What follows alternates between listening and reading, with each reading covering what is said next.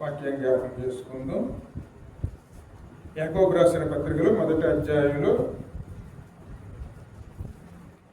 మొదటి 12 13 వచనం జ్ఞాపకం చేసుకుందాం. శోధన సహించువాడు ధన్యుడు, అతడు శోధనకు నిలిచిన వాడై ప్రభువు తన్ను ప్రేమించిన వారికి వాగ్దానము చేసిన జీవ కిరీటమును పొందును. దేవుడు కీడు విషయమై శోధింపబడినేరడు, ఆయన ఎవరిని శోధింపడు గనుక ఎవడైనను శోధింపబడినప్పుడు నేను దేవుని చేత శోధింపబడుతున్నానని అనకూడదు. హల్లెలూయా. ఇక్కడ వాక్యం ద్వారా ప్రభు ఏం మాట్లాడుతున్నారండి? ఈ వాక్యం రాసింది యాకోబు, అంటే ఇక్కడ యేసయ్య యొక్క సహోదరుడండి. ఇక్కడ వాక్యం స్పష్టంగా మాట్లాడుతుంది చూడండి. శోధన సహించేవాడు ధన్యుడు, అతడు శోధనకు నిలిచిన వాడే ప్రభువు తన్ను ప్రేమించిన వారికి వాగ్దానం చేసి జీవ కిరీటమును పొందును. ఎందుకంటే శోధన అనేది ఖచ్చితంగా వస్తుందండి. ఇక్కడ ఎటువంటి శోధన అంటే దేవుడు పరిశుద్ధుడు కనుక మనం కూడా పరిశుద్ధంగా ఉండగోరుతున్నవాడు కనుక మనల్ని పరిశుద్ధపరచడం కోసం దేవుడు కొన్ని శోధనలు కూడా తీసుకుని వస్తారండి. శోధనలు అనేక రకాలుగా వస్తాయి. కీడు వల్ల వస్తుంది, అదేవిధంగా దేవుని వల్ల కూడా వస్తుందండి. కానీ ఇక్కడ మనం గమనించవలసింది ఏంటంటే కీడును మాత్రం దేవుడు ప్రోత్సహించేవారు మాత్రం కాదండి. ఎందుకంటే కీడు ద్వారానో దేవుడు శోధించే దేవుడు మాత్రం కాదండి. కీడు అంటే ఏమిటి? చెడు ఆలోచనలు, చెడు క్రియలు, చెడు తలంపులు, అది దేవుని వల్ల రావండి. అటువంటి శోధనలు వస్తున్నాయంటే అది మనం ఈ లోకాన్ని అనుసరిస్తున్నాం కాబట్టి లోకం వల్ల పొందుకున్నటువంటి అటువంటి శోధనలే. ఆ శోధనలు దేవుని వల్ల వచ్చినాయని మనం మాట్లాడకూడదు. ఎందుకంటే దేవుని వల్ల అటువంటి శోధనలు అనేవి ఏనాడు రావు. ఎవరిని కూడా దేవుడు అటువంటిగా శోధించేవారుగా ఉండరండి. అంటే మళ్ళీ చెడుగా ఆలోచనలు కల్పించే దేవుడు కాదండి. అంటే చెడుని సహించే దేవుడు కాదు. కానీ కొన్ని పరీక్షలు ఎలాగ వస్తాయి? మళ్ళీ ఇంకా నీతిమంతులుగా మార్చడానికి దేవుడు కొన్ని శోధనలు తీసుకొస్తారే. అందుకే ఇప్పుడు వెండి ఉంది చూడండి. వెండి అంటే పరిశుద్ధత, ఇది వెండి పవిత్రత. బంగారం అయినా సరే, వెండి అయినా సరే. ఇప్పుడు కొత్త నగగా చేయాలంటే ఏం చేయాలి? పూర్తిగా మలినము లేకుండా చేయాలి, నిర్మలంగా చేయాలంటే ఏం చేయాలి? అగ్నిలో కాల్చాలి. కాల్చిన తర్వాత మలినం అంతా మస్ట్ అంతా కూడా కాలిపోతుంది కాబట్టి అది కొత్త వెండి, కొత్త బంగారంగా మారుతుందండి. కొత్త వెండి అయినా సరే, కొత్త బంగారం అయినా సరే ఎప్పుడు చూడండి మెత్తగా ఉంటుంది. అది ఎటు వంచితే అటే వంగుతుందండి. అంటే కొత్త నగ చేయడానికి చాలా సులువుగా ఉంటుంది. కానీ అందులో ఏమైనా కలిపినప్పుడే గట్టిదనం వస్తుందండి. ఎప్పుడూ కూడాను మంచి వెండి ఎలాగుంటుంది? మెత్తగా ఉండి అందులో ఎటువంటి కల్మషము లేకుండాను ఉంటుంది. దానికి విలువ ఎక్కువ. అలాగే మనల్ని దేవుడు సిద్ధపరచడానికి కొన్ని శోధనలు తీసుకుని వస్తారు. అటువంటి శోధనలు వస్తున్నాయి అనుకోండి, వాటిలో మన దేవుడి సహాయంతోనే మనం వాటిని ముందుకు దాటుకుని వెళ్ళేవారునే ఉండాలి. ఎందుకని శోధిస్తున్నాడు అనొచ్చు. ఇక్కడ పేతురు రాసిన పత్రికలో చూడండి, మొదటి పత్రికలో మొదటి పేతురులను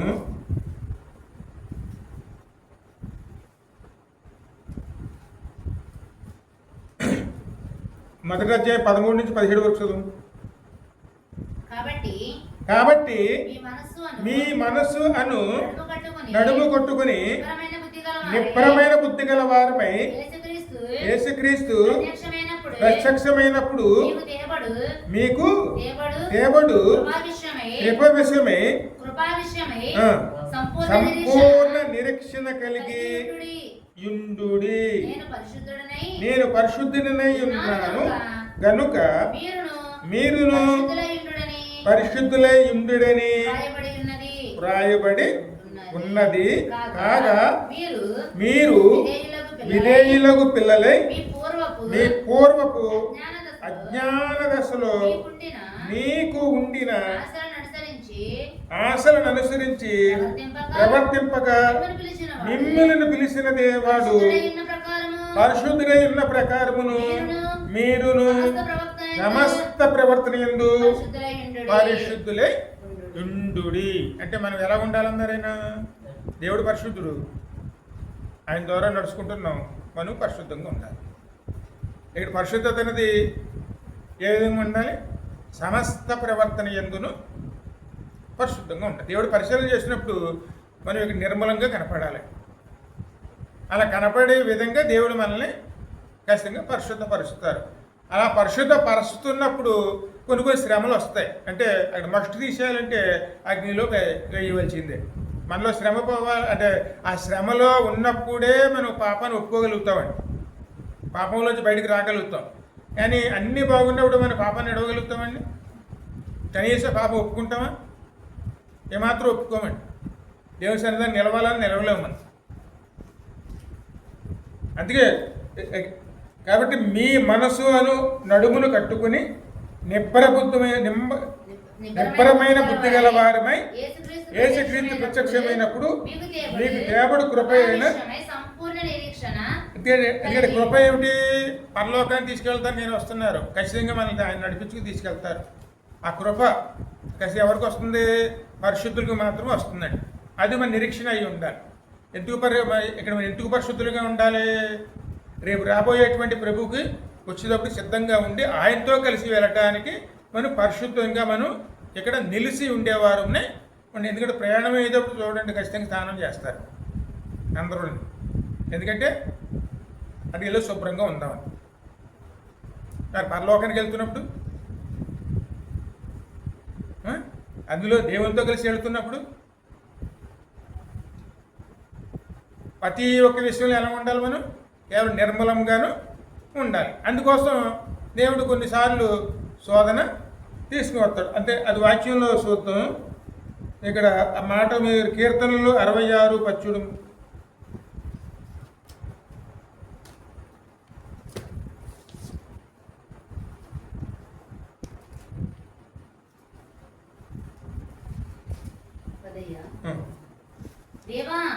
దేవా నీవు మమ్ములను పరిశీలించి ఉన్నావు, వెండిని నిర్మలము చేయ రీతిగా మమ్ములను నిర్మలనుగా చేసి ఉన్నావు. హల్లెలూయా.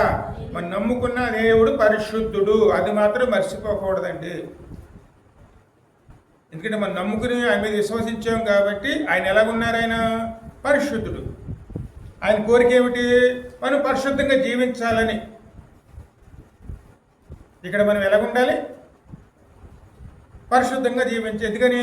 ఆయన నామాన్ని ధరించుకుని ఉన్నాం కాబట్టి, ఆయన ద్వారా నడుచుకుంటున్నాం కాబట్టి, ఇక్కడ మనం ఆయన వారసులుగా నిలిచి ఉన్నాం కాబట్టి, ఇక్కడ మనం ఎలా ఉండాలనుకుంటున్నారు ఆయన? అందుకే ఆయన పరిశీలన చేస్తున్నారు. అంటే వెండిని నిర్మలము చేయటానికి అక్కడ తీసుకెళ్ళినప్పుడు ఆ కంసాల వారు ఎలాగైతే దాన్ని పూర్తిగాను అంటే పూర్తిగా నిర్మలముగా చేయటానికి ఆయన చేసే క్రియలు ఏముంటాయో అవన్నీ కూడా దేవుడు మన నిమిత్తం ఆయన జరిగిస్తారండి. అలా జరిగించినప్పుడు వచ్చే శ్రమే మనకు బాధ. ఆ బాధలో కనుక మనం నమ్మకంగా ఉన్నాం అనుకోండి, అందులో జయించి ముందుకెళ్తే మనం పరిశుద్ధంగా మార్చబడతాం. అక్కడ వెనక తీసేమనుకోండి, ఖచ్చితంగా మనలో ఉన్న పాపం అలా నిలిచి ఉంటుంది. పాపం వచ్చే జీతము మరణం అని. అందుకే శోధన ఎప్పుడు కూడాను నిబ్బరమైన మనసు కలిగి దాన్ని జయించేవారునే ఉండాలి. శోధనలు 2 రకాలండి. కీడు వల్ల వస్తుంది, దేవుని వల్ల వస్తుంది. దేవుని వల్ల వచ్చేది పరలోకం తీసుకెళ్తుంది, కీడు వల్ల వచ్చేది నరకాన్ని తీసుకెళ్తుంది. ఖచ్చితంగా ఈ లోకంలో మనకి శ్రమ తప్పదండి.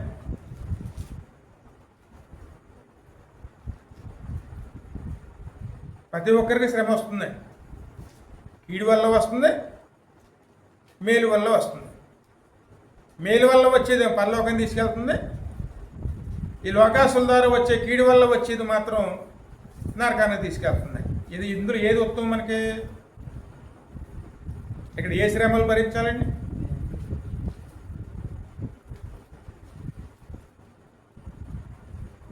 ఈ లోకాసనం మీద ఉన్నాం అనుకోండి,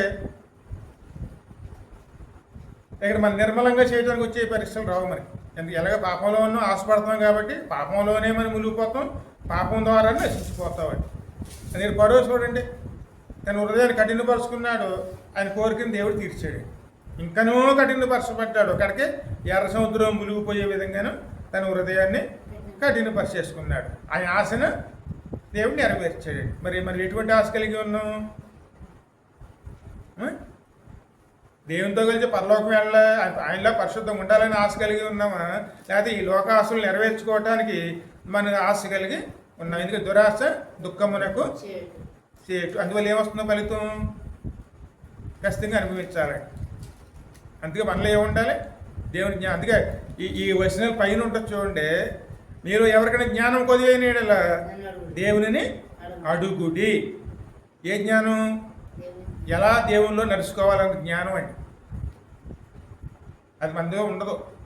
అది దేవుణ్ణి అడిగితేనే మనం నిలవగలుగుతామండి. అందుకే ఇంకా ముంచదు మిత్రులు, నీవు బందీ గృహములో మమ్మల్ని ఉంచితివి, మా నడుముల మీద గొప్ప భారము పెట్టితివి, నరులు మా నెత్తి మీదకి ఎక్కునట్లు చేసితివి, మేము నిప్పులలోను నీళ్లలోను పడితిమి, అయిను నీవు సమృద్ధి గల చోటికి మమ్ము రప్పించి ఉన్నావు. అయినను నీవు సమృద్ధి గల చోటికి మమ్మలను రప్పించుకుని ఉన్నావు. దహన బలులను తీసుకుని నేను నీ మందిరంలోనికి వచ్చేదను. నాకు శ్రమ కలిగినప్పుడు నా పెదవులు పలికిన మొక్కుబడులను, నా నోరు వసించిన మొక్కుబడులను నేను నీకు చెల్లించేదను. పొటేళ్లను ధూపములను నీకు దహన బలులను అర్పించేదను. ఎందుకంటే ఇది మనం ఖచ్చితంగా జరిగిస్తామండి. శ్రమ దాటినప్పుడు ఏం చేస్తామని సంతోషంతోనూ దేవుని అర్పించుకుంటూ ఉంటామండి. కానీ ఇక్కడ శ్రమ ఎందుకు వల్ల వస్తుందో గమనించుకున్నాం కదండి. వస్తే కీడు వల్ల వస్తుంది, లేకపోతే మేలు వల్ల వస్తుంది. మేలు వల్ల వచ్చింది ఎలాగుంటుంది? మేలు వల్ల వచ్చిన శ్రమ దేవుని చిత్తం నెరవేరుస్తుంది. అది ఖచ్చితంగా జరుగుతుంది. ఇక్కడ ఏబు చూడండి, దేవుల్లో ఎప్పుడు నిలకడగా ఉండేవాడు, దేవుల్లో నడుచుకునేవాడు. అతను కూడా పెద్ద శోధన వచ్చింది. ఒక రోజులోనే అన్నీ కోల్పోయాడు. ఆరోగ్యం పోగొట్టుకున్నాడు, పిల్లలను పోగొట్టుకున్నాడు, ఆస్తులు పోగొట్టుకున్నాడు, అన్నీ పోగొట్టుకున్నాడు. ఆఖరిని ఏమన్నాడండి ఆయన? యెహోవా ఇచ్చాను, యెహోవా తీసుకుని పోయాను. నేను వచ్చినప్పుడు ఏమీ తేలేదు, పోయేటప్పుడు నేను ఏమీ పట్టుకెళ్ళటం లేదు. యెహోవా ఇచ్చాను, యెహోవాయే తీసుకునేది. అతను ఇంకో మాట కూడా అన్నాడు, మనం మేలుని అనుభవించడానికే ఉన్నామా, కీడుని అనుభవించడానికి మనం తగమా అన్న మాట కూడా ఆయన అన్నారు. ఈ రెండు మాటలు మాట్లాడింది ఎవరు? ఏబండి. ఆ శ్రమలో ఎక్కడన్నా పాపం పాపాన్ని జయించడానికి ఆయన చూడండి, పాపం అనేది పూర్తిగా జయించి పరిశుద్ధతలో నిలిసే విధంగాను దేవుడు పంపిన శ్రమలో కూడా నమ్మకంగా ఉండి ఆయన ఏమాత్రం దేవునికి వ్యతిరేకమైన మాటలు మాట్లాడలేదండి. అయ్యో నీ నమ్మకం ఉంటే నా మీద ఎందుకు తీసుకొచ్చారు ఈ శ్రమ, ఎందుకైనా నీ దేవుడిని నమ్ముకున్నది అన్న మాట ఆయన అన్నాడా? యెహోవా ఇచ్చాను, యెహోవాయే ఇచ్చాడు, యెహోవాయే తీసుకున్నాడు. ఏమన్నా దేవుడు మనకి ఇస్తున్నాడు, తీసుకుని అనుభవిస్తున్నాం. ఒకవేళ దేవుడు తీసుకుంటే తాను తీసుకున్నాడు, అక్కడ మనం ఎందుకు బాధపడాలి? ఇటువంటి ఆలోచనలు ఉండాలి. ఇంకా ముందు చూస్తూ ఉండే ఆదికాండం 22వ అధ్యాయం 1వ వచనం చదువు. ఎందుకంటే శోధన అనేది ఎలాగొస్తుందో.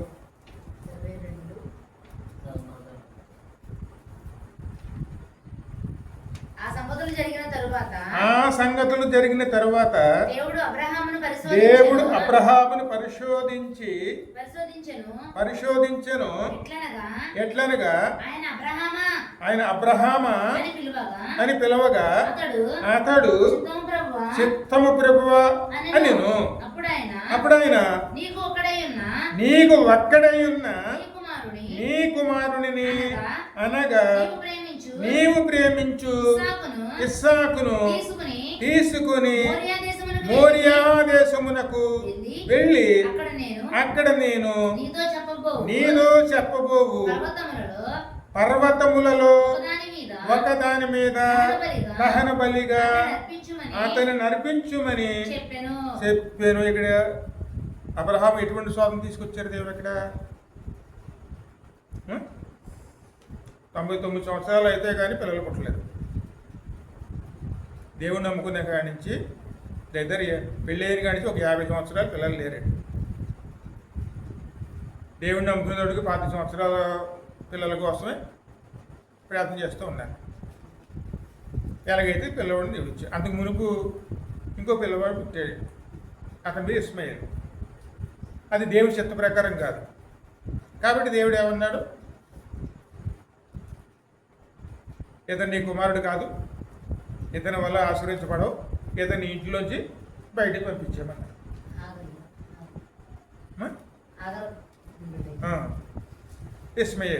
ఇస్మాయిల్ అంటే ఈ రోజుల్లో ఉన్నట్టు ముస్లింలే. దేవుడు దగ్గర పంపించేయబట్టాడు. అయినా సరే దేవుని మాటకు లోబడి అతను బయటికి పంపించేశాడు. పంపించిన తర్వాత ఇస్సాకును దేవుడు ఇచ్చాడు. ఇస్సాకుని ఇచ్చిన తర్వాత 19-20 సంవత్సరాలప్పుడు దేవుడు మళ్ళీని పరిశోధిస్తున్నారు. ఎందుకని పరిశోధిస్తున్నారు? దేవుని మీద పరిపూర్ణంగా ఆనుకున్నాడా లేదా? ఇక్కడ మొదటి స్నానం దేవునికి ఇస్తున్నాడా, లేకపోతే లేక పుట్టిన తన ఏకైక కుమారుడు మీద ఇక్కడ మొదటి స్థానం ఇస్తున్నాడా అని పరిశోధన వచ్చిందండి. శోధన వచ్చింది. అందుకే ప్రభు ఏ విధంగా శోధిస్తున్నారు చూడండి. నీకు ఒక్కడే ఉన్న నీ కుమారుని అనగా నీవు ప్రేమించి ఇస్సాకును తీసుకుని మోరియా దేశమునకు వెళ్ళి అక్కడ నేను నీతో చెప్పబోవు పర్వతములలో ఒకదాని మీద దహన బలిగా అతన్ని అర్పించుమని చెప్పాను. దహన బలిగా ఇమ్మంటున్నారండి. ఇక్కడ ఇంకో విషయం అండి, అని కుమారుని సేవకునిగా ఇమ్మని చెప్పలేదు, దేవునికి బలిగా ఇమ్మని చెప్పు. అంటే ఆ బలిగా వేస్తే ప్రాణం పోతుంది. తన చేతులతో తానే దేవునికి బలి ఇచ్చేయాలి. ఇక్కడ అబ్రహాము మరి ఏ విధంగా లోపట్టారండి?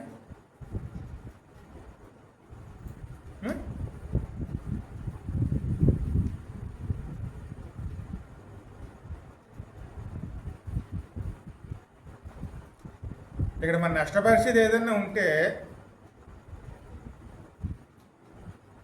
ఆ నష్టాన్ని కూడా భరించి దేవుడు చెప్పిన విధంగా మనం ముందుకు వెళ్తామా, లేకపోతే దేవుని పక్కన పెట్టి ఆ నష్టపరిచేది నష్టపరచకుండా మనం చూసుకుంటామా?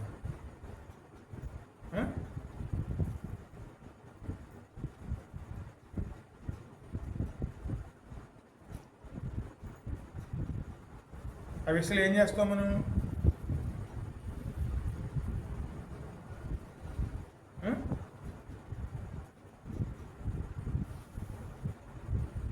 ఇక్కడ అబ్రహాం చూడండి, దేవుడు బయటికి రమ్మన్నాడు, వచ్చేసాడు. ఎక్కడికి వెళ్ళమంటే అక్కడికి వెళ్ళాడు. అక్కడే బలిపీఠం కట్టి దేవుడిని ఆరాధించుకున్నాడు. కానీ దానికోసం గృహం కూడా కట్టుకోలేదు. ఎక్కడికి వెళ్ళమంటే అక్కడే ఉన్నాడు. ఎక్కడున్నాడు? చెట్టు కింద ఉన్నాడు. చెట్టు కింద దేవుడికి బలిపీఠం కట్టిన తర్వాతే గుడారం వేసుకున్నాడు.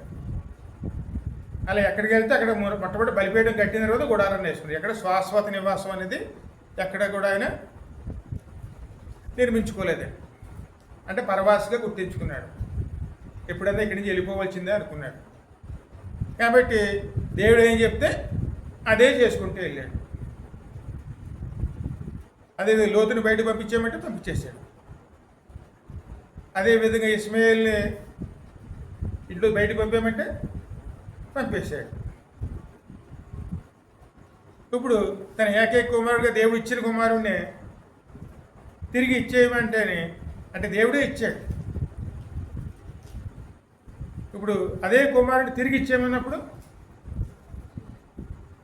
ఎందుకు ఆయన ఏం చేసి ఉంటారు? ఆ? దేవుడు ఆజ్ఞ ఇచ్చారు రాత్రి. అదే మనమైతే నలుగురు ఇంట్లో ఉన్న వాళ్ళు అందరం తీసుకుని వచ్చి ఆలోచించుకుంటామండి ఏం చేస్తే బాగుంటుందని. మరి ఆ విషయంలో అబ్రహాము ఎవరైనా సంప్రదించాడా? ఎవరిని సంపాదించలేదు. తెల్లారిగట్ల లేచిపోయాడు. తెల్లవారినప్పుడు అబ్రహాం లేచి తన లేచి గాడిద కట్టి ఏర్పాట్లు చేయడం మొదలుపెట్టండి. అక్కడ ఏం ఏర్పాట్లు? బలికి సిద్ధం అవటానికి, అంటే తన కుమారునే బలి ఇవ్వటానికి సిద్ధపడిపోయాడు. ఎందుకంటే దేవుడు అడిగాడు, అడిగిందని చేయటానికి వెంటనే సిద్ధపడ్డాడు. అయ్యో నీ కోల్పోతున్నానే అన్న బాధ ఆయన ఎంత మాత్రం లేదు. దేవుడు ఇచ్చాడు, దేవుడు అడిగాడు. ఆ?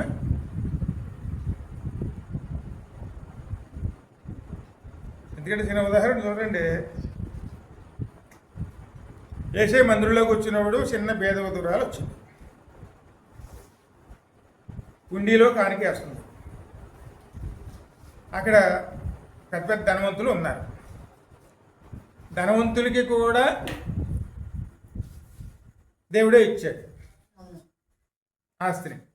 భేద విధురాలకి దేవుడే ఇచ్చాడు. ధనవంతులు దేవుడిని గణపరచడానికి కానుకని తీసుకొచ్చారు. భేద విధవరాలు దేవుడిని గణపరచడానికి కానుకని తీసుకొచ్చారు. ఇందులో ఎవరి కానుక దేవునికి నచ్చింది? ఆ? పేదరికరాలు. ఆ విధవరాల దగ్గర ఉన్నది 2 కాసులే. అదే నచ్చింది. ఆమె ఇంట్లో ఇంకేమీ లేదు. అక్కడ ఉన్నదంతా దానికి ఇచ్చేసింది. తన జీవనాధారమైనంత ఇచ్చేసింది. మరి ధనవంతులు కొంత ఇస్తారంటే ఏదో ఇవ్వాలి, ఏదో కొద్దిగా తీసుకొచ్చి ఇస్తారు. దేవుడు కనపరిచారు. కానీ అంతా ఎవరిది? దేవుడిచ్చిందే. అంతా దేవుడిచ్చిందే. ఉద్యోగం లేదంటాం, ఉద్యోగం దేవుడిచ్చాడు. ఇచ్చిన దాంట్లో దేవుని తీయగలుగుతాం అంటే పరిపూర్ణంగా. ఇదో.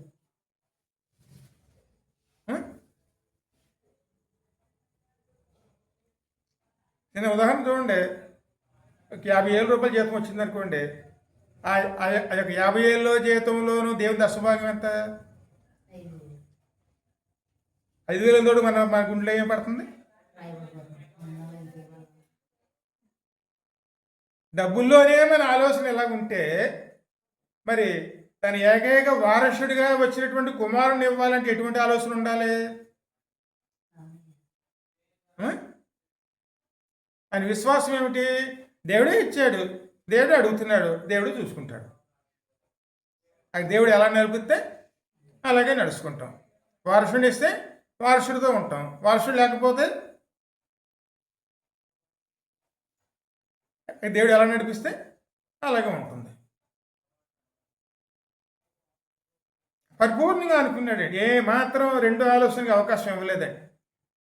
అందుకే నిబ్బరమైన బుద్ధి కలిగి ఉండి దేవుడి ద్వారా రాబోయే దాని కోసం ఎదురు చూస్తూ దేవుడు చెప్పిన పని చేయటానికి ఆయన సిద్ధపడి ఆ మనసు కలిగి ఉన్నాడు. కాబట్టి విశ్వాసులకి ఆయన తండ్రి అయ్యాడండి. ఇదే పరిపూర్ణంగా. మరి ఇటువంటి విశ్వ పరీక్షలో వచ్చినప్పుడు మరి ఆయనలా మనం ఉండగలుగుతామా?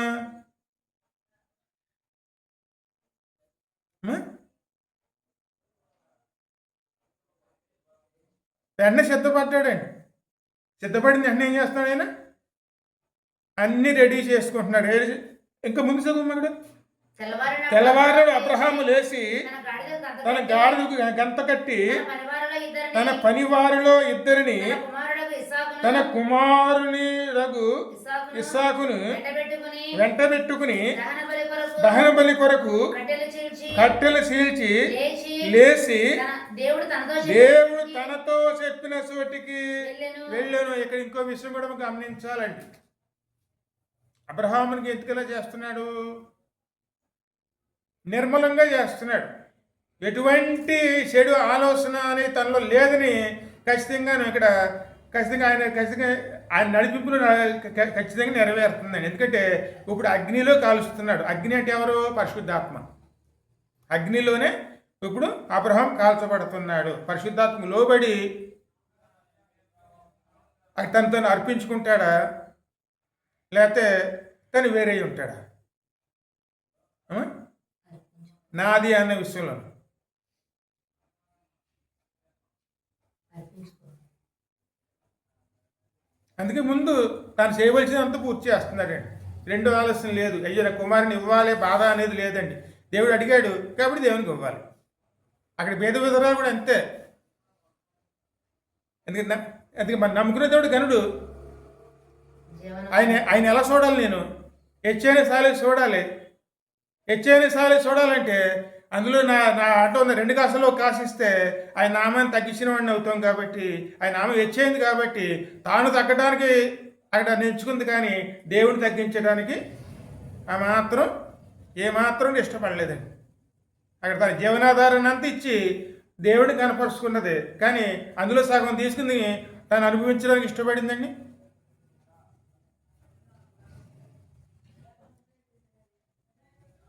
అందుకని ఆమె హృదయంలో ఏమున్నది? ఇప్పుడు దేవునికి మొదటి స్థానం అండి. అంటే నిర్మలమైనటువంటి హృదయం. అటువంటి హృదయం గల వారిగా మనల్ని చేయటానికే దేవుడు ఈ పరీక్షల్ని తీసుకుని వస్తారు. వెంటనే సిద్ధపడ్డాడు, బయలుదేరారు. అది మోరియా పర్వతం దగ్గరికి వెళ్ళేటికి అబ్రహాము కనులెత్తి దూరం నుండి చూచి తన పరివారతో మీరు గాడిదతో ఇక్కడే ఉండుడి, నేనును ఈ చిన్నవాడును అక్కడికి వెళ్ళి దేవునికి మ్రొక్కి మరల నీ వద్దకు వచ్చేదనని చెప్పి దహన బలికి కట్టెలు తీసుకుని తన కుమారుడు ఇస్సాకు మీద పెట్టి తన చేతితో నిప్పును కత్తిని పట్టుకుని పోయెను. వారిద్దరు కూడి వెలుచుండగా ఇస్సాకు తన తండ్రి అయిన అబ్రహాముతో నా తండ్రి అని పిలిచెను. అందుకతడు ఏమి నా కుమారుడా అనెను. అప్పుడు అతడు నిప్పును కట్టెలను, ఎందుకంటే ఇప్పుడు ఆ పిల్లవాడు ఆయన వయసు ఎంత ఉంటుంది? 19 నుంచి 20 సంవత్సరాలు ఉంటుందండి. ఆ సమయంలో కనుక ఎవరిని కాళ్ళు చేతులు కట్టేస్తే కట్టించుకుంటారండి?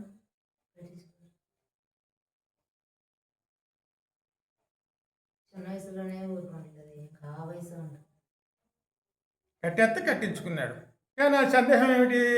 బలి కోసం బయలుదేరాం కదా మనము, కట్లు పట్టుకొచ్చో కావాలి, అగ్ని కావాలి. ఎందుకంటే అక్కడ వెళ్ళి అడవిలోకి కొండల మీద కాబట్టి అగ్ని కావాలి. అందుకు నిప్పులు కూడా పట్టుకెళ్ళారు, అదేదో కట్లు పట్టుకెళ్ళారు. అక్కడ కాస్త బలి పెట్టడానికి కావాల్సిన రాళ్ళు అక్కడే దొరుకుతాయి. కానీ బలి ఇవ్వడానికి బలిపశుపతి అది సిద్ధం చేసుకోవాలి కదా, అది లేదు కదా అని అడిగాడు. అప్పుడు కూడా ఆయనకి తాను బలి అవ్వాల్సి వస్తుందని అని తెలియదండి. దేవుడే చూసుకుంటాడు అన్నాడు. ఆ మాటకు అబ్రహాం ఏమన్నారు? దేవుడే చూసుకొనును. అప్పుడు అర్థమైందండి. కాళ్ళు చేతులు కట్టేస్తున్నప్పుడు అప్పుడు అర్థమైంది అనమాట. ఆ మాటని కాళ్ళు చేతులు కట్టడం మొదలుపెట్టాడండి. అప్పుడు కాళ్ళు చేతులు కట్టేసిన తండ్రికి పూర్తిగా లోపడ్డాడు.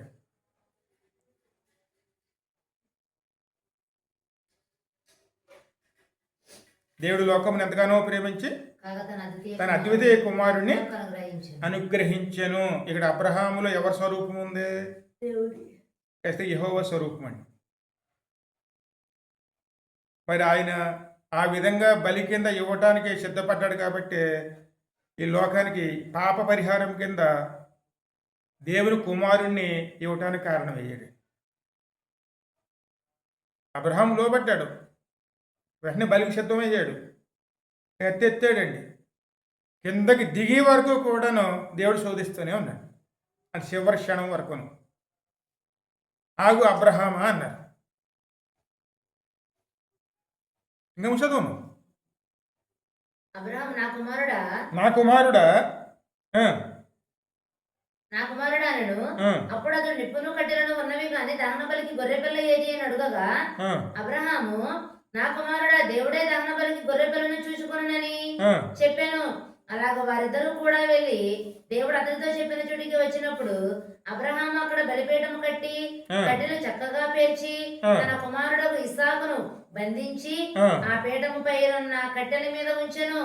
అప్పుడు అబ్రహాము తన కుమారుని వధించుటకు తన చెయ్యి చాపి కత్తి పట్టుకొనగా ఆ. యెహోవా దూత పరలోకము నుండి అబ్రహామా అబ్రహామా అని అతని పిలిచెను. అందుకు అతడు చిత్తము ప్రభువా అనెను. అప్పుడు ఆయన, ఆ చిన్నవాని మీద చెయ్యి వేయకుము, అతనేమీ చేయకుము. నీకు ఒక్కడై ఉన్న నీ కుమారుని నాకీ వెనుతీయలేదు గనుక నీవు దేవునికి భయపడువాడు అని ఇందువలన నాకు కనబడుచున్నది. హల్లెలూయా. చూడండి, ఆయన సమర్పణ గుణం ఎలాగుంది. ఎప్పుడు కూడా దేవునికి మనం పరిపూర్ణంగా మనల్ని అర్పించుకునే వారమునే ఉండాలి. నాది నా అవసరం అని మనం అనుకోకూడదు. ఎందుకంటే మన ఎవరు మనం దేవుని వారు అని ఆయనకి అర్పించుకునేప్పుడు ఆయన పరిపూర్ణంగా అర్పించుకోవాలి. అందుకే పేద విధవరాలు తనకు ఉన్నదంతా అర్పించుకుని దేవుడు తగ్గించడం చూడలేదని. అటువంటి మనసు కలిగి ఉండాలి. మరి ఈయన పరిపూర్ణంగా అర్పించడానికి సిద్ధపడిపోయారు. దేవుడే చూసుకుంటాడు అన్నారు. ఖచ్చితంగా అబ్రహాం మాటని ఆ దేవుడు ఆలకించాడు కాబట్టి దేవుడే చూసుకున్నారు. ఇప్పుడు ఈ గొర్రెపిల్ల ఎక్కడి నుంచి వచ్చింది? ఆ? యోహాను సువార్తలో మొదటి అధ్యాయంలో 29వ వచనంలో స్పష్టంగా కనపడుతుంది. ఈ దేవుని గొర్రెపిల్ల, ఇదిగో లోక పాపములో మోసుకుని పోయే దేవుని గొర్రెపిల్ల. దేవుని గొర్రెపిల్ల మొదటి అధ్యాయంలో ఉంటుందమ్మ. మొదటి అధ్యాయం 2 చోట్ల ఉంటుంది.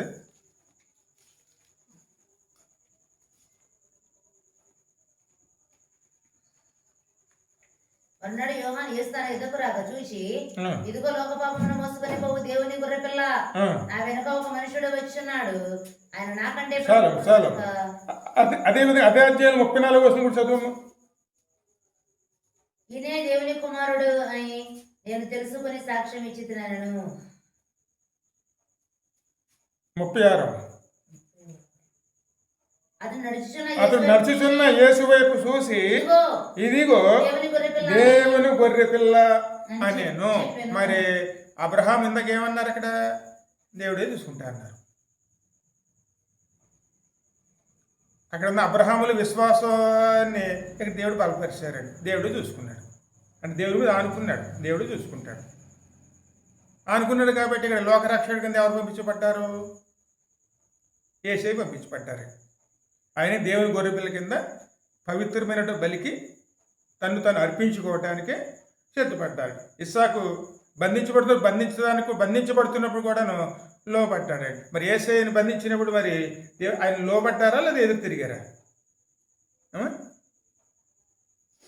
ఈ లోకలు బలిగా అవటానికి ఆయన తీసుకువెళుతున్నప్పుడు మొత్తం సైన్యం అంతా బంధిస్తున్నప్పుడు ఆయన లోబడ్డారా లేదా ఆయన ఏమైనా ఎదిరించారా? అక్కడ ఇస్సాకులోనేమో క్రీస్తు కనపడతారు, అబ్రహాములోనేమో యెహోవా కనపడతారండి.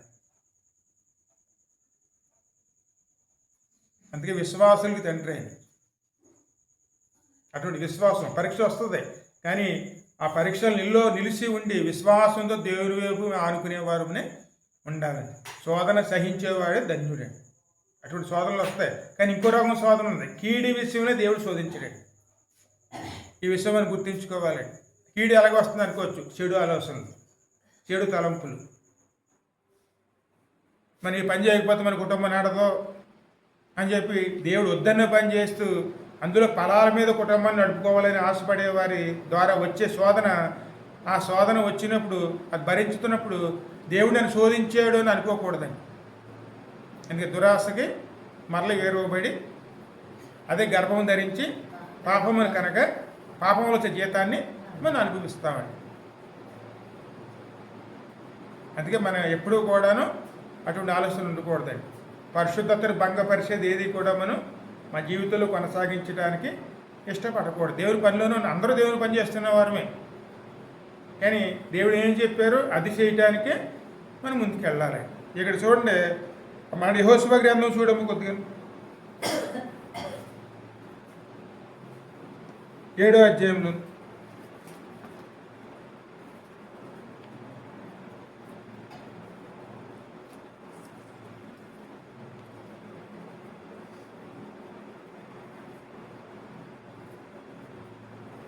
రాజు 181వ పేజీ.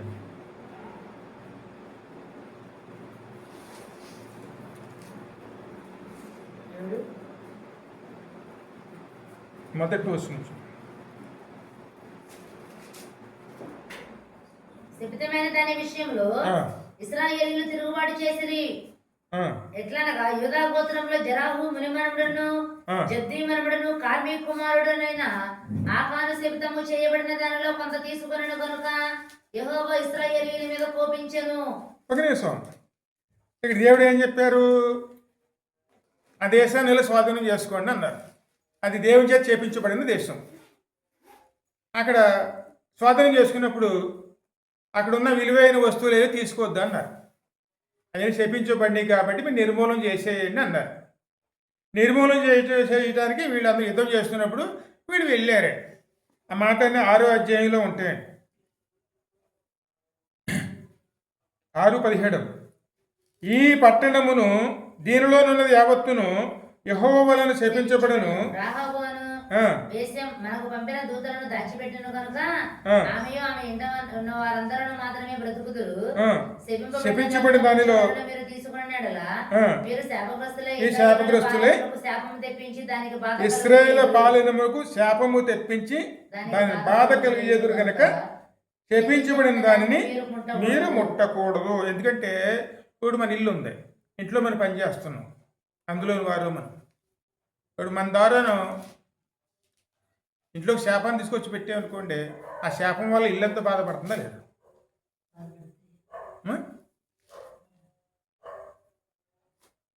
ఇది ఎప్పుడు మర్చిపోకూడదండి. ఆగాన్ కూడా సైన్యంలో ఒకడే. అందరితో యుద్ధానికి వెళ్ళాడు. యుద్ధానికి వెళ్ళినప్పుడు ఆయనకి అడ్డు ముందు కూలి కనపడినాయి. ఏం కనపడినాయి అంటే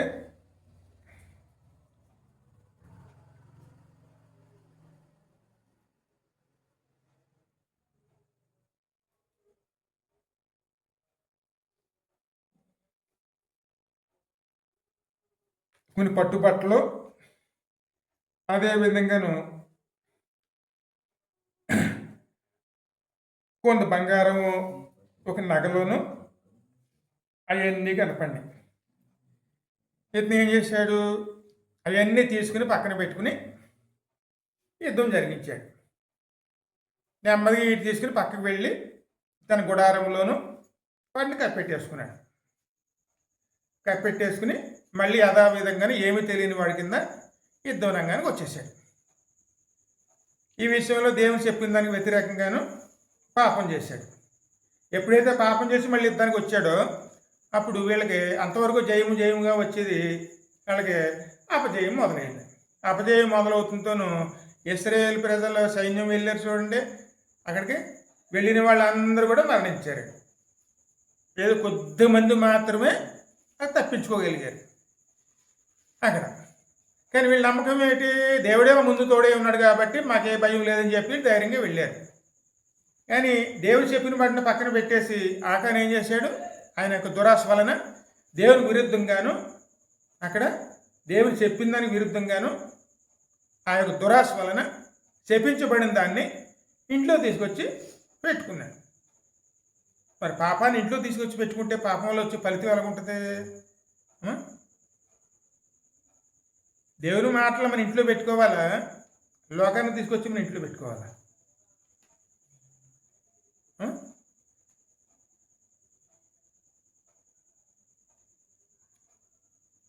అదే కానీ దేవుని మాట్లాడి దేవుని యొక్క చిత్తాన్ని తీసుకొచ్చి మన ఇంట్లో పెట్టుకున్నాం అనుకోండి, ఆశీర్వదించబడేవారు ఉంటామండి. కానీ ఇక లోకశత్వం ఏమిటి?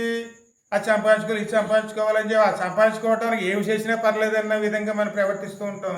అదే దురాశ. కనుక దురాశ గర్భం ధరించి పాపానికంటే పాపంలో వచ్చే జీతమే మరణం అండి. ఆ యొక్క దురాశకు వేడవబడి దేవుని పక్కన పెట్టేసి కనుక అవన్నీ తను సొంతం చేసుకోవాలని చెప్పి ఆశపడి ఆశ నెరవేర్చుకోవడానికి తన ఇంట్లో తీసుకెళ్ళి అవన్నీ కూడా పెట్టుకున్నాడండి. అవన్నీ దేవుడు చూశాడు. కాబట్టి అంతవరకు ముందుండి దేవుడు నడిపించిన దేవుడు అక్కడి నుంచి తప్పుకున్నాడు. దేవుడు లేకపోతే ఏమొస్తుంది మనకి? అంతవరకు దేవుడు మన ప్రార్థన ఆలకించేవారు.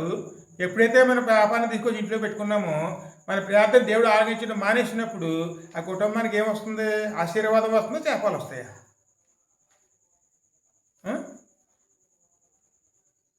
అటువంటి శోధనలు వచ్చినప్పుడు దేవుడు నన్ను శోధించాడు, దేవుడి వల్ల ఈ శోధన వచ్చింది అని అనకూడదండి. ఎందుకంటే మనం అక్కడ ఆశపడ్డాం. ఆ ఆశ ఎటువంటిది? దేవుడు వద్దన్నదాన్ని ఆశపడ్డాం, దురాశపడ్డాం. కాబట్టి ఆ దురాశకు వచ్చిన ఫలితాన్ని మనం అనుభవిస్తున్నాం. అమ్మ వ్యాపారం చేసుకోండి అంటాం. మనం వ్యాపారం చేసుకుంటే లాభం వస్తుందండి. కానీ ఆ వ్యాపార వృద్ధి కోసం దేవుడు వద్దన్నది కూడా తీసుకొచ్చి కూడా మనం అందులో పెట్టి మనం ఎవరు చూస్తున్నారు లేదని చెప్పి ఆ వ్యాపారం చేసామనుకోండి, ఆ ఫలితమే కుటుంబం నడిపిస్తుంది అనుకున్నాం అనుకోండి, దాని ఫలితం చివరికి ఎలా ఉంటుంది? ఆ శ్రమలు ఎవరన్నా పట్టుకుంటే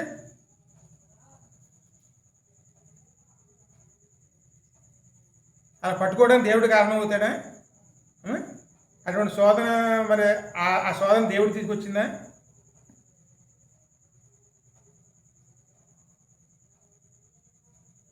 ఆశపడి ఇంట్లో తెచ్చి పెట్టుకున్నాడు, అపజయాలు వచ్చినాయి.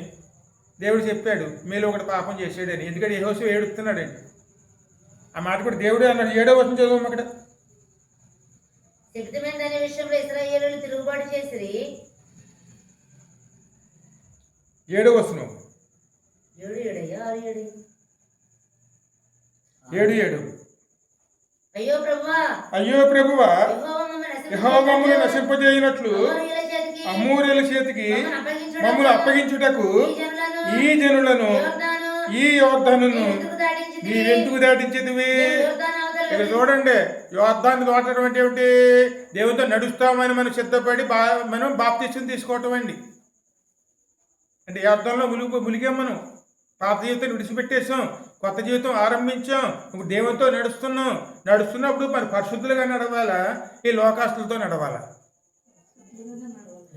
పరిశుద్ధంగా నడవకుండా మన లాభం కోసం మన ఈ లోకాస్తులతో నడిచామనుకోండి, దాని ఫలితం ఎవరు అనుభవించాలి? దేవుడు చేత నడిపించబడ్డప్పుడు మనం దేవుడి మీద ఆనుకుని నడిచామా, లోకాన్ని ఆనుకుని నడిచామా? లోకాన్ని ఆనుకుని నడిచినప్పుడు దేవుని తెచ్చిన శోధన లేకపోతే లోకం తెచ్చిన శోధన?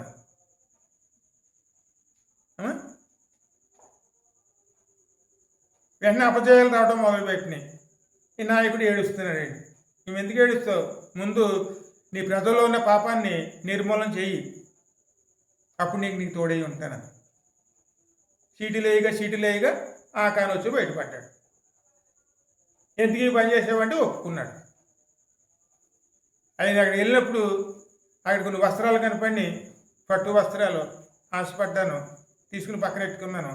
అక్కడ కొన్ని నగలు కనపడి ఆ నగల్లో కొన్ని తీసుకున్నాను, పక్కన పెట్టుకున్నాను. తీసుకెళ్ళాను ఇంటికాడ గుడారంలోను తీసుకెళ్ళి భూమిలో పాతి పెట్టి ఇదిగో వచ్చాను. మరి దాని ఫలితం ఎవరు అనుభవించారు?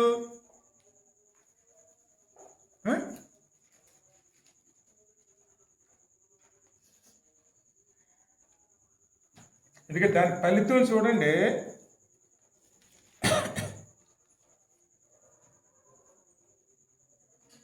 ఒకసారి 19 నుంచి చదువు.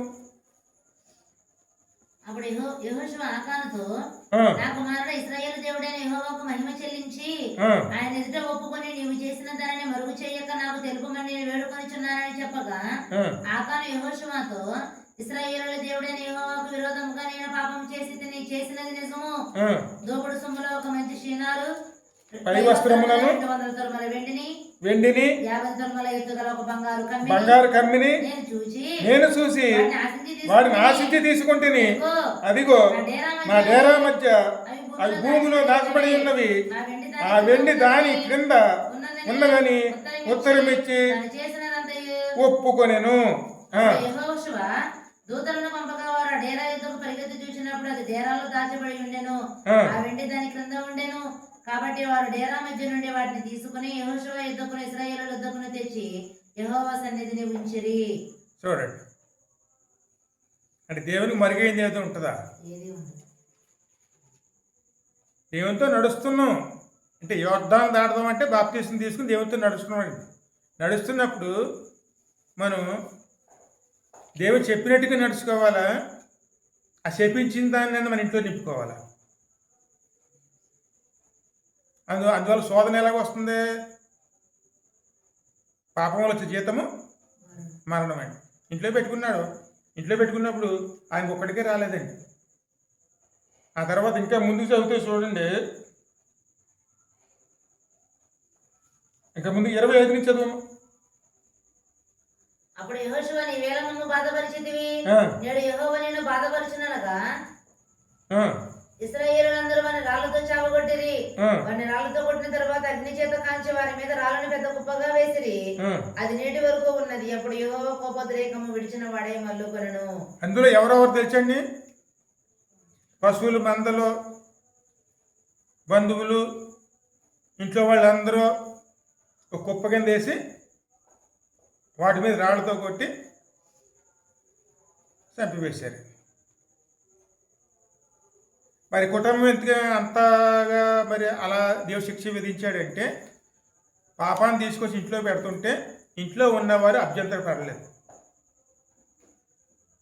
దాచుకోవడానికి సహకరించారండి. మనం చూస్తూ ఉండగా వాళ్ళు పాపం చేస్తుంటే మన ఇంట్లో వాళ్ళు అవి ఖండించి అక్కడ దేవుని మీద పరిష్కరించుకోవాలా, లేకపోతే వారితో సహకరించే వారమే ఉండాలా? ఖండించలేదనుకోండి ఆ పాపానికి అందరూ భాగస్తులు అవుతారు. అవి ఇంటిల్లి పాతి బాధపడవలసి వస్తుంది. అందరూ మరణానికి గురి కావాల్సి వస్తుంది. పాపం చేసింది ఒకళ్ళు, కానీ ఆ పాపం ఎంతమంది మీదకి వెళ్ళింది?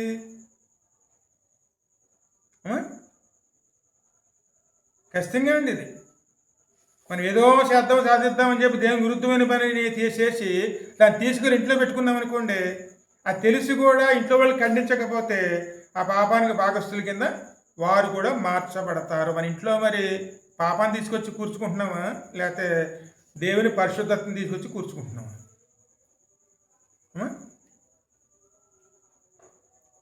ఆ కష్టం వచ్చింది. ఆ కష్టం ఎందుకు వచ్చింది?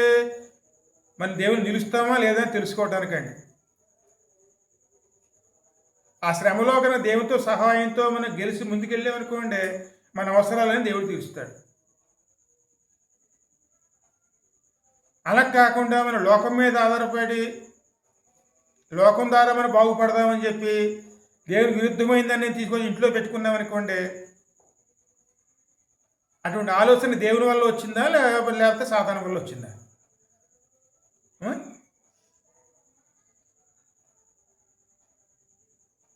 ఆ సమయంలో దేవుడు శోధించడానికి సరిపోతుందండి.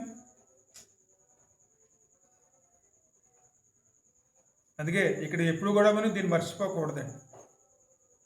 మన ద్వారా ఏమైనా పొరపాటుగా ఏదైనా మన ఇంట్లోకి చెప్పించు అంటే లోకంలో ఉన్నది మన ఇంట్లోకి వచ్చిందంటే దాన్ని తీసి నిర్మూలన చేసేయాలి తప్ప దాన్ని దాచుకుని దాని ద్వారా ముందుకెళ్ళడానికి మనం ప్రయత్నం చేయాలి. అది ఏం చేస్తుంది? ఎప్పటికైనా ఆ శాపాన్ని కుటుంబం అంతటి మీద కూడా తీసుకుని వస్తుంది. ఆ శాపాన్ని ఎవరు అనుభవించాలి? కుటుంబంగానే అనుభవించే పరిస్థితి వస్తుందండి. అందుకే ఎప్పుడు కూడా మనం దేవుని బిడ్డలం, ఆయన పరిశుద్ధుడు, మనం కూడా ఎలాగ ఉండాలి? పరిశుద్ధంగా ఉండటానికే మనం, ఎందుకంటే దేవునితో నడుస్తున్నామని మనం నిర్ణయించుకున్నాం. అందుకే బాప్తీసం తీసుకున్నాం. అదే యోర్దాను దాటడం అండి. కానీ యోర్దాను దాటకుండా దేవునితో ఉండకుండా ఉంటే అది వేరేగా ఉంటుందండి. కానీ మనం నిర్ణయించుకున్న తర్వాత మళ్ళీ మనతో నడుస్తున్న దేవునికి అవమానం కలిగించే విధంగా మన ప్రవర్తన ఉంటే దాని ఫలితం ఖచ్చితంగా ఎలా ఉంటుందండి? అక్కడ మనం అనుభవించే వారి కింద ఉంటుంది. అందుకే దురాశ గర్భము ధరిస్తుంది. అది కడకే అది కానీ పరిపక్వం అయింది అనుకోండి, అది మరణాన్ని కంటుందండి. అంతేకాని దేవుడు శోధించే దేవుడు మాత్రం కాదు. కానీ ఆయన శోధించారు అంటే మన ఉన్నతమైన స్థానంలో తీసుకెళ్తానికి శోధించేవాడుగా ఉంటారు. అంతే తప్ప మన నశింపజేయడానికి మాత్రం కాదండి. సరే, చిన్న ప్రార్థన